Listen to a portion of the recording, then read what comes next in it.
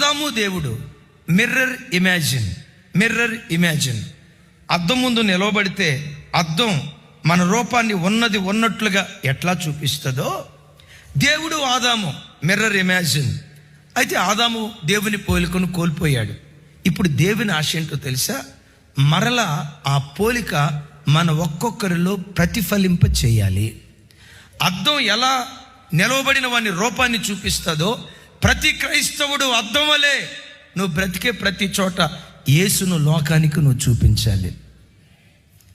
ఎవరైనా మీ దగ్గరకు వచ్చి, బాబు మీ యేసు ప్రభు ఎలా ఉంటారు, ఆయన మంచితనం ఎలా ఉంటుంది, ఆయన ప్రేమ ఎలా ఉంటుంది, ఆయన ఎలాంటి దీనుడు, ఆయన ఎలాంటి ఓర్పువంతుడు, ఆయన ఎలాంటి శాంతమూర్తి, ఆయన ఎలాంటి సహనశీలి, ఆయన ఎంతటి ప్రేమస్వరూపి, ఆయన గూర్చి మేము తెలుసుకోవాలనుకున్నాం, మేము ఎలా తెలుసుకోగలం అని ఎవరైనా నిన్ను అడిగితే, క్రైస్తవుడా ఎవరైనా నిన్ను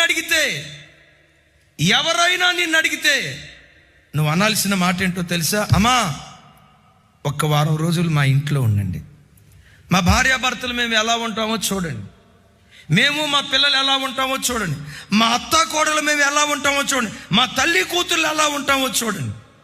మా ప్రవర్తన చూసి యేసుక్రీస్తు కూడా అలాంటి వ్యక్తిత్వం కలిగిన వాడు అని చెప్పగలిగే స్థాయికి సంఘం ఎదగాలి. యేసుక్రీస్తు ఎలా ఉంటారో మీకు తెలియాలంటే మా ఇంటికి రండి అయ్యా, మా ఇంట్లో కూర్చోండి అయ్యా. యేసుక్రీస్తు విధేయత ఎలా ఉంటుందో మీకు తెలియాలంటే మా పిల్లలు చూడండి అయ్యా. ఒక ఎదురు మాట మాట్లాడతారా? ఇప్పటికీ డాడీ మమ్మీ ఉణుకుతూ ఉంటారు. ఎంత విధేయతో చూడండి. నా పిల్లల విధేయత చూసి యేసు ఎంత విధేయుడో ఇట్లా మీరు తెలుసుకోండి. నా భార్య నాకు ఇచ్చే గౌరవం చూడండి. శిరస్సు ఉన్న యేసుక్రీస్తు వారి శిరసత్వం క్రింద బ్రతికే మేము ఎలా బ్రతుకుతున్నామో మా కుటుంబాన్ని చూడండి.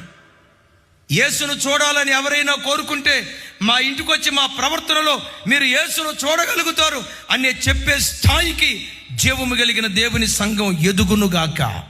అయితే క్రైస్తవ్యం ఆ స్థాయికి ఎదగాలంటే ఆ పోలిక ఒక వ్యక్తిలో కలుగు చేసేది ఒకటి వాక్యం అయితే, వాక్యం కంటే శక్తివంతంగా పనిచేసే రెండవ బలమైన ఆయుధం పరిశుద్ధాత్మ దేవుడు.